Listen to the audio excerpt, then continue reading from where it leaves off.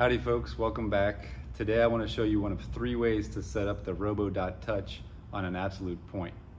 We're going to use an N-trip caster, also known as VRS, which is basically an internet-based base station that can send us corrections. Using the DJI M3 controller, I'm going to set up the RoboDot touch so that everything happens automatically.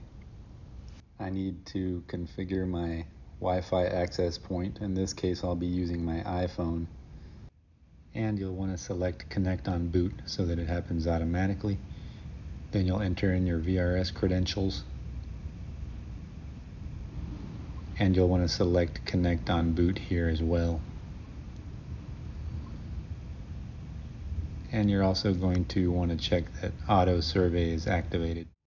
Now we'll take it out to the field. First thing we're going to do is set it up on the position that we'd like. We're going to turn on our iPhone hotspot, and then we're going to turn the RoboDot on. Then once everything is booted up, you can check out the status. You can see it's connected to the internet, connected to the VRS. We have a fixed position, and now the base station is averaging the position, and we'll go into surveyed.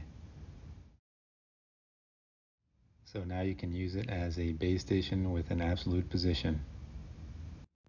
Another way to check the status is just to look at the RoboDot touch screen. If you enjoyed this video, be sure to subscribe below. That way you can keep learning about the RoboDot touch and how it can help you.